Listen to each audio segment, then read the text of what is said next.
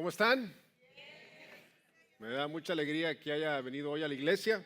Si es tu primera vez con nosotros y todavía no tenemos el gusto de conocernos, mi nombre es Jorge Cota y soy uno de los pastores de Watermark en español. Y quiero decirte que todos estamos aquí por la misma razón, y es acercarnos más a Dios y crecer en nuestro caminar con Jesús. Y al entrar te dieron una tarjeta para que nos dejes tus datos. Ahí puedes contarnos cómo podemos servirte mejor, cómo podemos orar por ti, o si deseas hablar con alguno de nuestros pastores. Esta es una forma sencilla de conectar contigo y de acompañarte mejor como iglesia. Y bueno, antes de abrir la palabra de Dios, quiero que hagamos una pausa y para disponer nuestro corazón, porque es muy fácil estar aquí físicamente presentes, pero nuestra mente pensando en mil cosas. Así que ahí donde estás, inclina tu rostro y dile al Señor que te hable esta mañana. Y después ora por la persona que está a tu alrededor, para que Dios le hable a ellos también.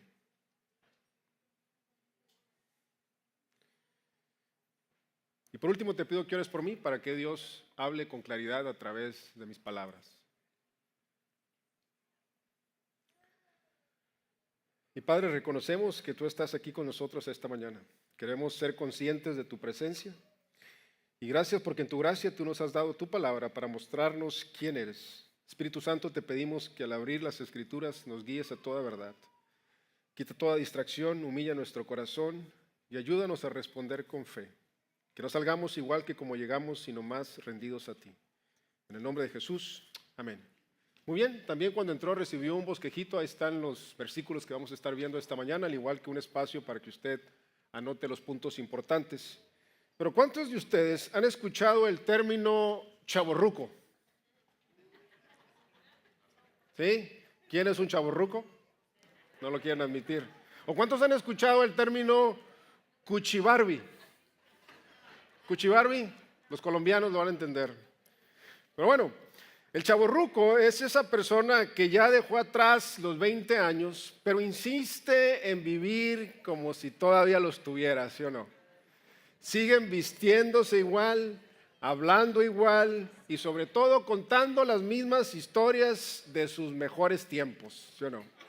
Y usted lo puede reconocer muy fácilmente porque siempre dicen cosas como: en mis tiempos sí había buena música, en mis tiempos el fútbol sí era fútbol, en mis tiempos los jóvenes sí respetaban, en mis tiempos las cosas eran mejores.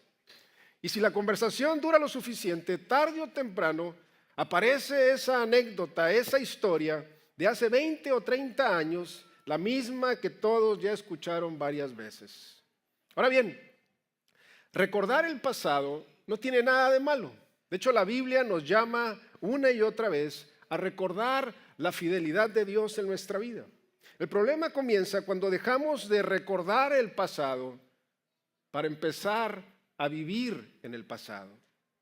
Y cuando alguien está convencido de que sus mejores días quedaron atrás, deja de esperar con ilusión el presente y pierde la esperanza por el futuro.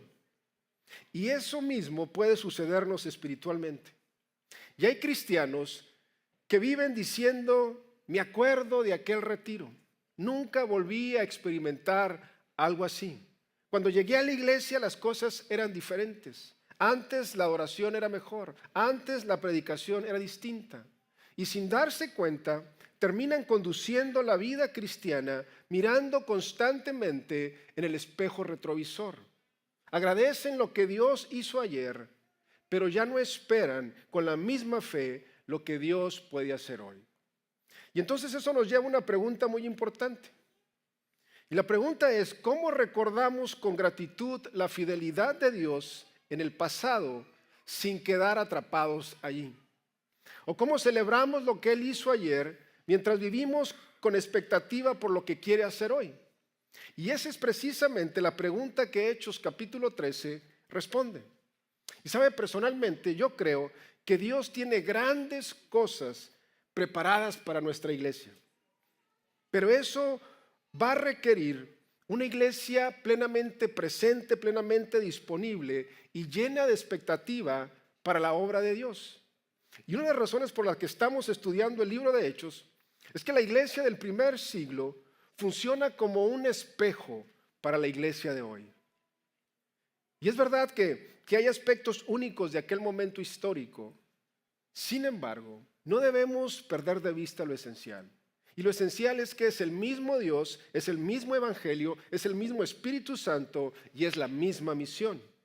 Y por eso deberíamos esperar una continuidad real entre la iglesia de Hechos y la iglesia de nosotros en nuestro día. Entonces, en el capítulo 13, Lucas, el autor de Hechos, dirige nuestra atención a la iglesia de Antioquía. Ya la conocimos brevemente en el capítulo 11, pero ahora ocupa el centro de esta historia. Y fuera de Jerusalén, probablemente fue la iglesia más influyente del primer siglo. Allí fue donde por primera vez a los creyentes se le llamaron cristianos. Pero hay algo más importante todavía. Antioquía se convirtió en el centro desde donde el evangelio comenzó a avanzar intencionalmente a otras naciones. Y hasta este momento en Hechos hemos visto cómo el evangelio ha seguido expandiéndose entre los gentiles. Y en el capítulo 13 ocurre un cambio importante, porque aquí comienza el primer esfuerzo misionero organizado y dirigido por el Espíritu Santo para llevar el evangelio a quienes todavía no lo han escuchado. Y es aquí donde inicia el primero de los 3 viajes misioneros del apóstol Pablo. Y ese viaje no comienza en Jerusalén, comienza en Antioquía. Y cuando uno observa esta iglesia, hay algo imposible de ignorar. Y es que su influencia era extraordinaria. Lo interesante es que Lucas, escuche bien, nunca atribuye esa influencia al tamaño de la iglesia, a sus recursos o a su prestigio. Le atribuye a la obra de Dios en medio de un pueblo dispuesto a obedecerle. Y entonces eso nos deja una conclusión muy sencilla. Y escuche bien, es que Dios puede usar una iglesia local para tener un impacto mucho mayor que el lugar donde está. Y al mirar a nuestra ciudad, es difícil no encontrar algunas semejanzas. Antioquía era la tercera ciudad más importante del Imperio Romano. Era próspera, era diversa, era cosmopolita. Estaban en los griegos, los romanos, los judíos, los sirios. Personas de muchos pueblos compartían la misma ciudad. Además, Antioquía era un puerto estratégico que conectaba gran parte del mundo mediterráneo. Ahora, considere lo siguiente. El área de aquí de Dallas-Fort Worth es hoy el 4º metroplex más grande de los Estados Unidos. También es una región profundamente diversa. Literalmente las naciones han llegado hasta esta ciudad. No solo vivimos en una gran ciudad, vivimos en una ciudad donde el mundo está presente. Y eso representa para nosotros una oportunidad extraordinaria. Porque podemos alcanzar al mundo alcanzando a los pueblos que Dios ha traído a esta ciudad. Además, vivimos en una ciudad con una enorme influencia económica y estratégica. ¿Sabía usted que el aeropuerto de Dallas conecta diariamente a personas con todo el mundo? Dallas también es un centro empresarial de enorme importancia. En otras palabras, Dios nos ha colocado a nosotros en una ciudad con influencia. Y una ciudad con influencia puede ser el escenario para una iglesia con influencia. Así que esta mañana yo quiero que hagamos una evaluación muy sencilla y nos preguntemos qué hizo de Antioquía una iglesia muy influyente. Y la segunda pregunta, que todavía es más importante, es la siguiente: ¿estamos nosotros convirtiéndonos en esa clase de iglesia? Leamos pues Hechos 13, versículo 1. En la iglesia que estaba en Antioquía había profetas y maestros: Bernabé, Simón, llamado el Níger, Lucio de Cirene, Manaén, que se había criado con Herodes el tetrarca, y Saulo. Ahora bien, Lucas comienza describiendo el liderazgo de la iglesia en Antioquía. Y hay algo que llama la atención inmediatamente. Y es que estas personas no se parecen entre sí. Bernabé era de Chipre, Simeón probablemente era africano, Lucio venía de Cirene, Manaén había crecido en el palacio de Herodes y Saulo era un fariseo formado en la mejor escuela de Jerusalén. Y la pregunta es, ¿qué hace que personas tan distintas terminen sirviendo juntas, incluso liderando en la misma iglesia? Y solamente hay una respuesta. Y la respuesta es el Evangelio de Jesucristo. Y entonces eso nos lleva a la primera exhortación de este pasaje. Escríbala. El Evangelio, no mis preferencias, define quién es mi hermano. El Evangelio, no mis preferencias, define quién es mi hermano. Eso es exactamente lo que hace el Evangelio de Jesús. El Evangelio no pregunta cuánto dinero tienes, no pregunta de qué país vienes, no pregunta cuál es tu apellido, no pregunta qué tan religioso eres. Llega al mismo lugar en todos nosotros, al corazón. Y sabe, todos llegamos a Cristo exactamente igual. ¿Y sabe cómo llegamos? Llegamos espiritualmente muertos. Y todos fuimos recibidos exactamente de la misma manera, únicamente por la gracia y por la misericordia de Dios. Y por eso el Evangelio no solo nos da una nueva vida, también nos convierte en una nueva familia. Así que si usted prefiere una iglesia, escuche bien, donde todos se parezcan a ti, donde todos piensen como tú, donde compartan tus gustos, tu cultura y tu manera de ver la vida, yo te tengo muy malas noticias. Porque el cielo no te va a gustar. El cielo no funciona ahí. Y me encanta que aquí con nosotros Dios haya reunido a personas de tantos lugares.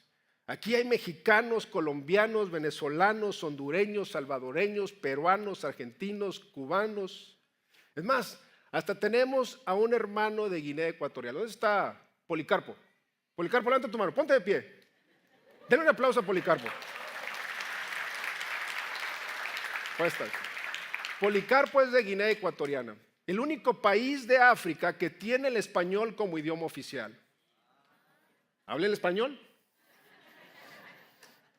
Y algunos de aquí conocieron a Cristo después de una vida completamente alejada de Él. Otros crecieron escuchando el Evangelio desde pequeños. Por cierto, no existen testimonios aburridos, solo maneras aburridas de contarlos.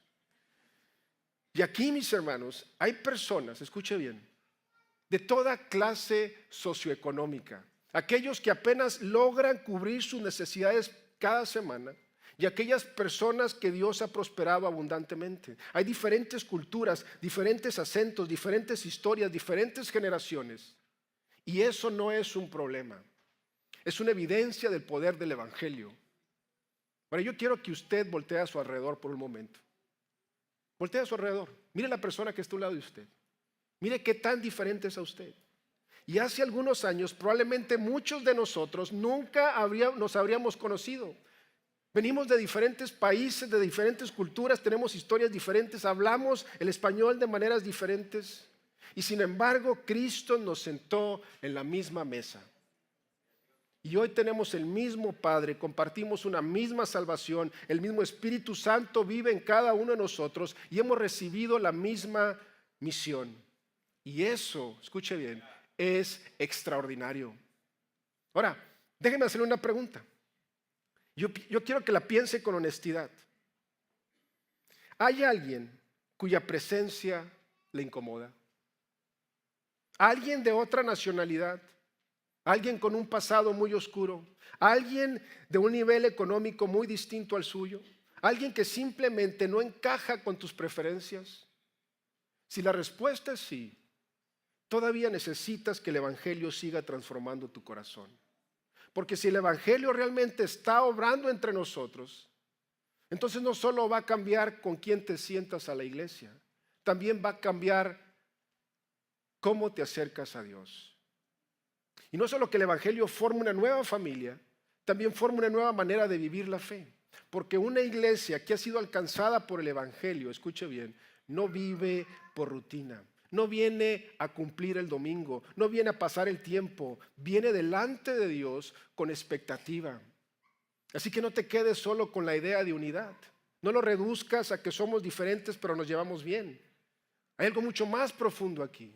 Escríbelo. Y es que vivo con devoción sencilla, pero con hambre real de Dios. Vivo con devoción sencilla, pero con hambre real de Dios. Versículo 2. Mientras ministraban al Señor y ayunaban, El Espíritu Santo dijo: aparten a Bernabé y a Saulo para la obra a la que los he llamado. Entonces, después de ayunar, orar y haber impuesto las manos sobre ellos, los enviaron. Ahora, mire lo que está pasando aquí. Dios está dirigiendo a la iglesia de Antioquía de una manera clara, poderosa, sin confusión. Pero antes de que el Espíritu Santo hable, hay algo que ya estaba pasando en la iglesia. Y es algo muy sencillo. No es nada espectacular, nada complicado. Es simplemente un pueblo que estaba buscando al Señor. El pasaje dice: ministraban al Señor, oraban y ayunaban. Y aquí hay algo que no podemos perder de vista. No dice algunos, no dice los líderes, no dice los más maduros espiritualmente. Dice simplemente ellos, es decir, toda la iglesia. No un grupo especial, no un equipo selecto, la iglesia completa, adorando, orando, ayunando, con una sola dirección en el corazón: buscar a Dios. ¿Y sabe lo que eso produce? Eso produce expectativa. La convicción de que Dios no está en silencio, que Dios va a hablar, de que Dios nos va a guiar. Ahora bien, uno casi se puede imaginar esta escena en la iglesia. Alguien que llega de afuera y visita esta iglesia, observa lo que está pasando y dice: ok, pero explíquenme esto. ¿Qué están haciendo aquí?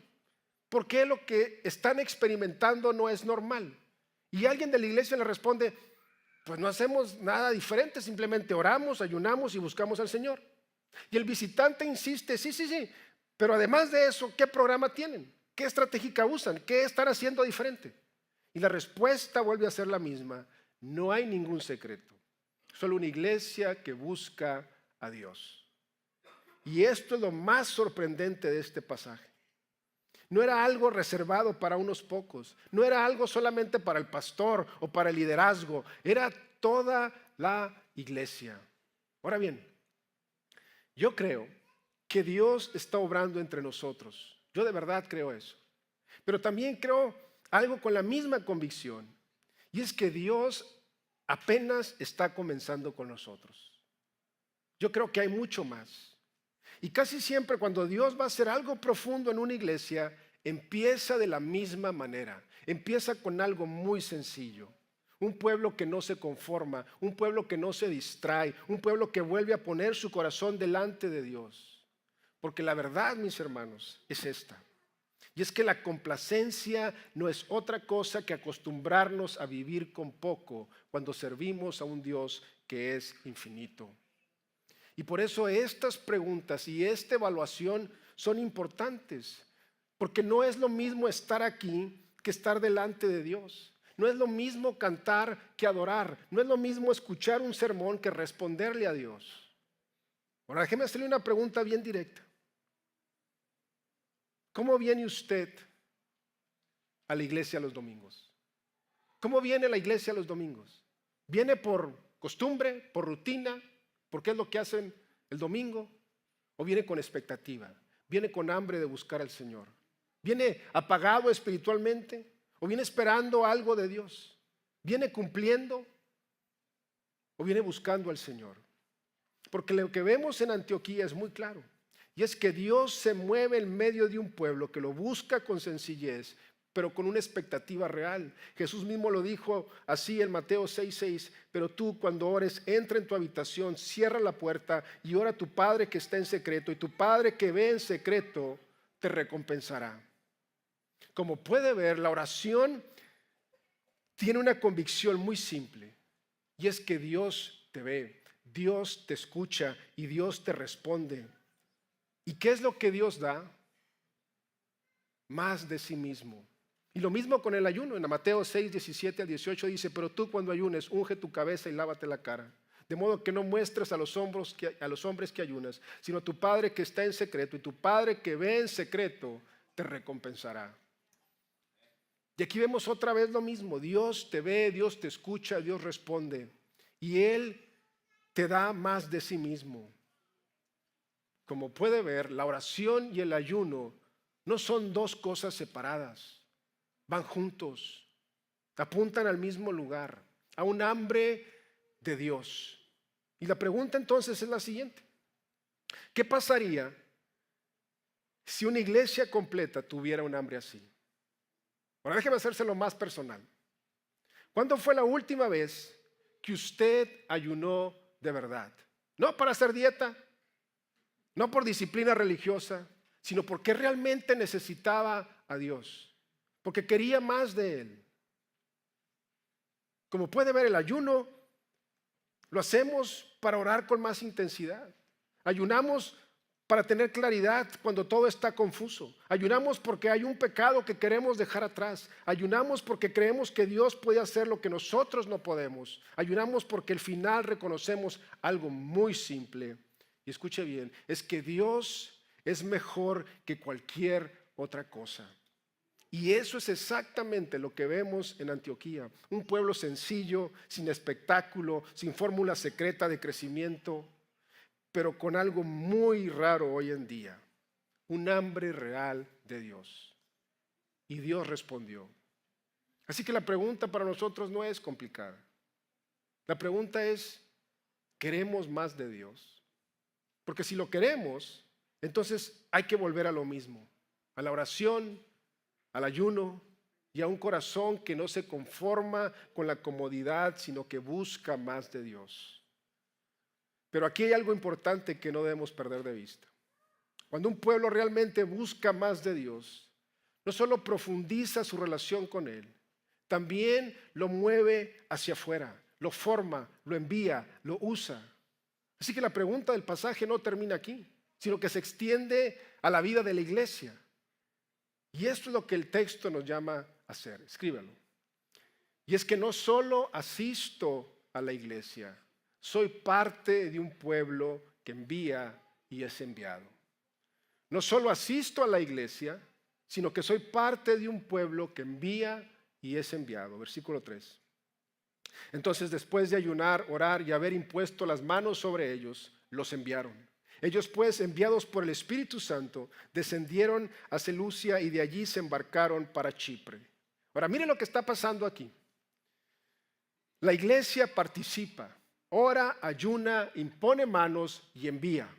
Pero al mismo tiempo, Lucas, el autor de Hechos, deja algo muy claro. Y es que no es la iglesia la que tiene la última palabra. Es el Espíritu Santo quien dirige la misión. Es decir, la iglesia participa, pero Dios es el que gobierna. La iglesia obedece, pero Dios envía. Y entonces esto nos lleva a una pregunta muy directa. Y la pregunta es, ¿usted realmente entiende esto? ¿Realmente lo entiende? De ser enviado. Porque esto no es solo una historia del libro de Hechos. Esta es una forma de vida para el pueblo de Dios. Así que yo quiero que usted lo vea con mucha claridad. Escuche bien. Usted no es un espectador en la misión de Dios.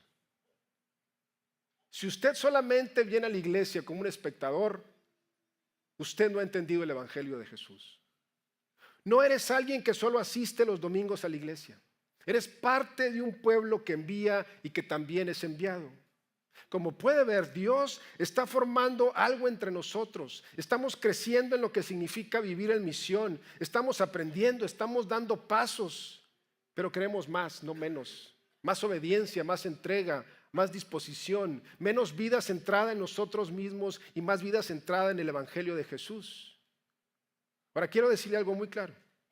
Hay personas aquí entre nosotros que ya están viviendo esto. Personas que han dicho, yo estoy dispuesto a ir. Y otros que han dicho, yo estoy dispuesto a sostener a los que van. Y ambos son necesarios, porque en el reino de Dios, escuche bien, unos van y otros envían, pero todos participan. Ahora déjeme darle un ejemplo muy concreto de lo que esto significa entre nosotros. Hace un par de años, Dios nos permitió recibir a Andrés Moncada. Andrés, ¿dónde estás? Allá estás, si no lo conoces, salúdelo. Nos permitió recibir a Andrés, quien llegó desde la ciudad de Bogotá, Colombia. Y no llegó directamente como un pastor, llegó como alguien que simplemente quería servir. Y durante 2 años estuvo aquí sirviendo fielmente, aprendiendo, creciendo y siendo parte de nuestra iglesia. No buscó posiciones, buscó ser útil. Y con el tiempo nosotros vimos algo muy, muy claro. que Dios lo estaba formando, Dios lo estaba firmando, Dios lo estaba preparando. Y hoy ese mismo hombre que fue enviado desde Colombia es nuestro pastor asociado aquí en la iglesia. Y lo menciono porque esto no es algo nuevo en el pueblo de Dios. Eso es exactamente lo que vemos en Hechos capítulo 13. Antioquía no solo enviaba a gente desconocida que nadie quería. Antioquía enviaba a las personas clave, enviaba a líderes, enviaba a los que eran útiles y valiosos para la iglesia. Porque entendían algo fundamental, que el evangelio no se detiene en la comodidad de una iglesia local. Y eso es lo que está pasando entre nosotros también. Y a veces Dios no solo envía desde aquí, también trae a personas aquí, las forma, las afirma y luego las usa aquí y las envía más allá para su gloria. Ahora bien, yo quiero ser bien directo con usted. No solo es lo que hacemos como iglesia, es lo que Dios puede estar pidiéndote a ti esta mañana. Porque tal vez el Señor te está llamando a salir de tu comodidad, a llevar el evangelio a otro contexto, a otra ciudad, a otro tipo de gente donde Cristo aún no es conocido. Y sabes, si nosotros lo decimos con convicción, y nosotros aquí estamos pensando en un futuro, en cómo Dios podría usarnos a personas aquí en esta iglesia para extender el ministerio de Jesús, en cómo podríamos ayudar a establecer y a fortalecer iglesias saludables en toda el área de Dallas y posiblemente más allá. Y algunos de ustedes pueden ser parte de esto.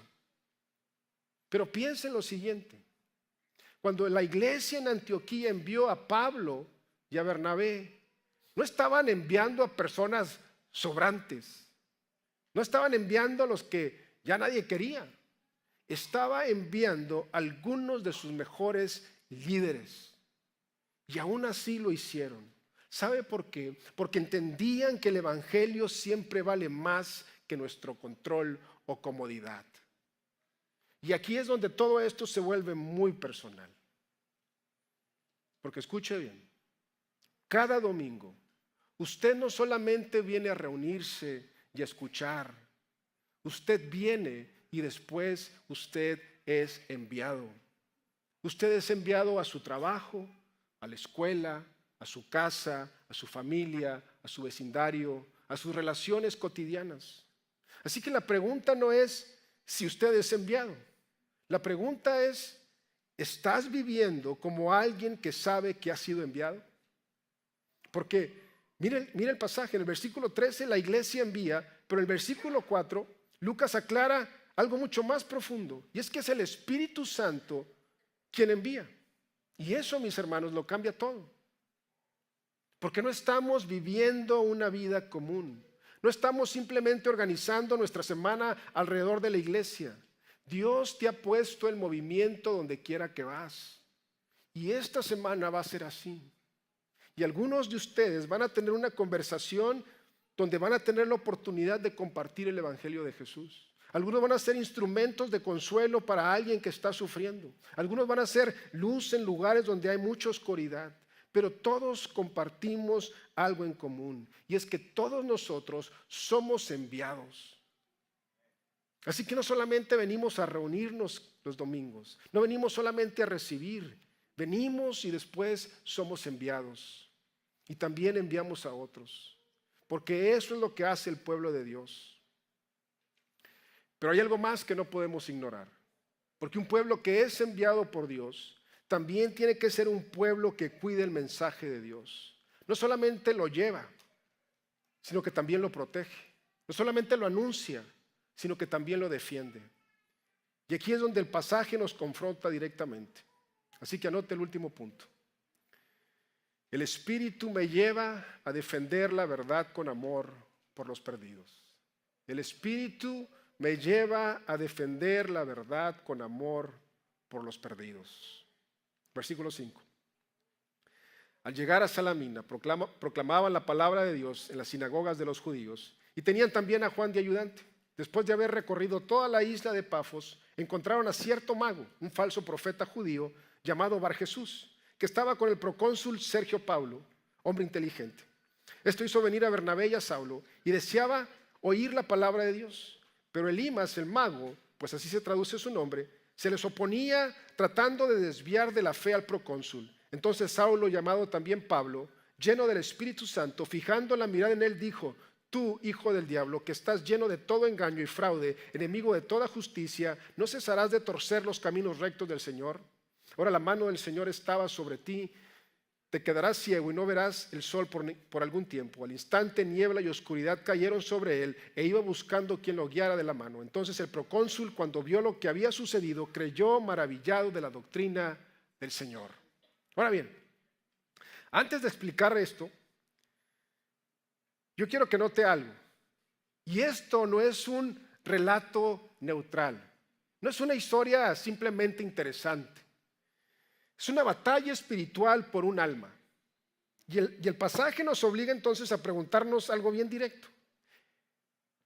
Y la pregunta es: ¿qué hace un pueblo lleno del Espíritu Santo cuando la verdad del Evangelio es atacada? Ahora yo quiero que vea el contraste. Por un lado, hay un hombre llamado Sergio Paulo, y el texto lo describe como un hombre inteligente, y además hay algo muy importante. Dice que está abierto a escuchar la palabra de Dios. El versículo dice que deseaba oír la palabra de Dios, deseaba oír el Evangelio de Jesús. Había un interés, había una búsqueda, había una puerta abierta. Pero justo ahí aparece la oposición. Un hombre llamado Bar Jesús, un falso profeta, un mago. Y Lucas no lo presenta como alguien que simplemente está equivocado o confundido. Lo presenta como alguien que se está oponiendo activamente a que otra persona crea en Jesús. Y fíjese en la frase del versículo 8. Dice: tratando de desviar de la fe al procónsul. Y ahí está el punto. No es un debate, no es una discusión teológica, es una batalla por la dirección eterna de un alma. Una persona quiere escuchar el Evangelio y otra persona quiere impedirlo. Y cuando eso pasa, el pasaje nos muestra algo muy importante sobre el ministerio del Evangelio. El versículo 9 dice que Pablo, lleno del Espíritu Santo, fija su mirada en él. Y eso es importante porque a veces se piensa que ser lleno del Espíritu Santo siempre se ve como algo suave, silencioso, pasivo. Pero aquí vemos todo lo contrario. El Espíritu Santo también produce valentía cuando la verdad está siendo atacada. Y Pablo habla con una claridad que incomoda. Le dice que está torciendo los caminos rectos del Señor y anuncia el juicio de Dios sobre su vida. Y sí son palabras muy duras, pero no nacen del enojo, no nacen del orgullo, nacen del amor. Amor por el hombre que está siendo engañado y amor por el hombre que está siendo alcanzado. Pero entienda lo siguiente: el problema no es solo que Bar Jesús esté equivocado. El problema es que está desviando a alguien que está a punto de creer. Y eso es exactamente lo que sigue pasando hoy en día. El error no siempre se presenta como algo obviamente falso. Muchas veces llega como una distorsión, algo que suena espiritual, algo que parece bíblico, pero que poco a poco mueve el centro del Evangelio de Jesús. Y uno de los ejemplos más claros en nuestro contexto es el llamado el Evangelio de la prosperidad. Muchos de nosotros lo hemos escuchado durante años. Quizás algunos de ustedes crecieron bajo ese mensaje. O quizás algunos de ustedes tienen familiares o amigos que todavía lo creen y asisten a iglesias donde se predica el Evangelio de la prosperidad. Y es por eso que tenemos que hablar con claridad. No con arrogancia, no con enojo, pero tampoco con confusión. Ahora bien, ¿qué enseña el Evangelio de la prosperidad? El Evangelio de la prosperidad dice que Dios quiere que todos sus hijos sean ricos, que mientras más fe tengas, más prosperidad tendrás, que la enfermedad siempre es falta de fe, que si das suficiente dinero, Dios está obligado a darte mucho más, que si haces un pacto con Dios y envías una ofrenda, Dios va a responder tu oración.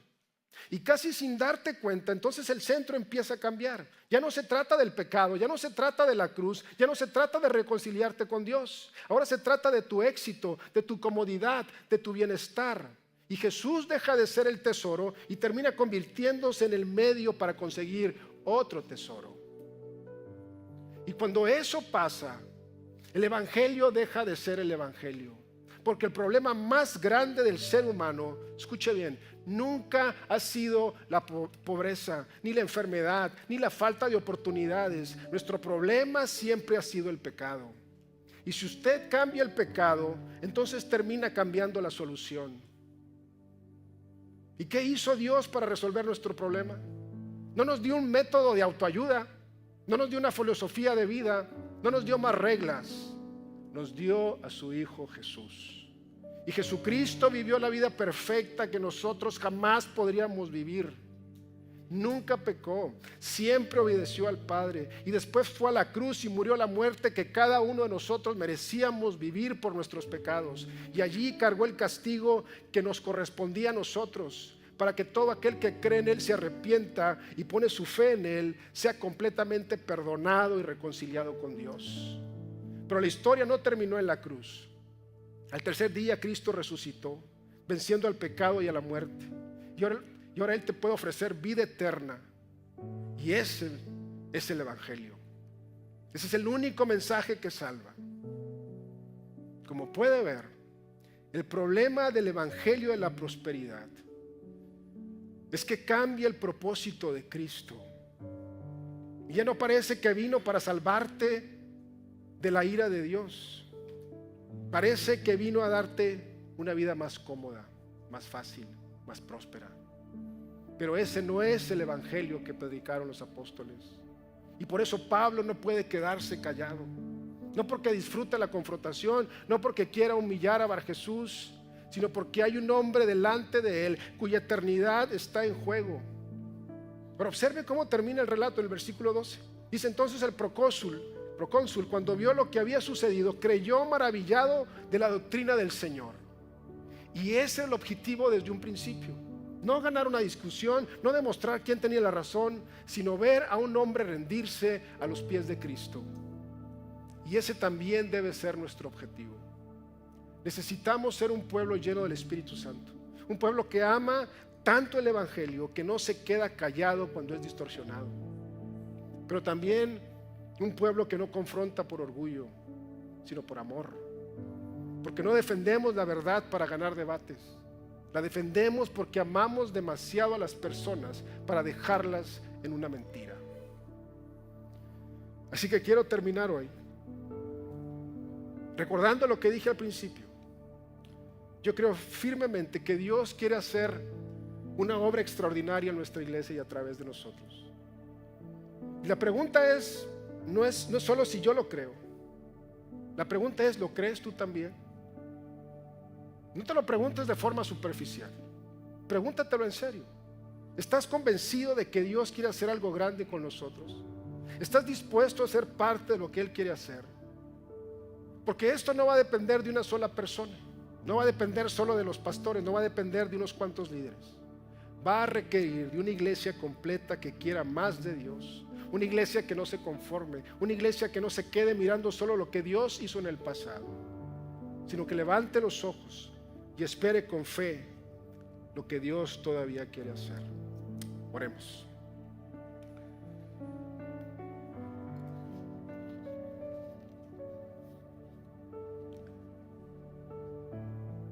Mientras tienes tu rostro inclinado y tus ojos cerrados, yo quiero hacerte una pregunta muy directa. Si llegaste aquí esta mañana y no conoces a Cristo, si nunca te has arrepentido de tu pecado, si nunca has puesto tu fe en Jesús, yo quiero decirte que puedes venir a Él ahora mismo. No hay palabras mágicas, no hay una fórmula. Solo necesitas un corazón dispuesto a rendirse, a reconocer tu pecado, a volver a Cristo y a confiar en Él como tu Salvador y tu Señor. Y para todos nosotros como iglesia, Espíritu Santo, te pedimos que obres en este lugar. No queremos estorbar lo que tú quieres hacer. No queremos adelantarnos a ti ni queremos quedarnos atrás de ti. Queremos ser un pueblo guiado por ti, fortalecido por ti, enviado por ti. Así que te pedimos que hagas tu obra en nosotros, para la gloria de Cristo. Amén.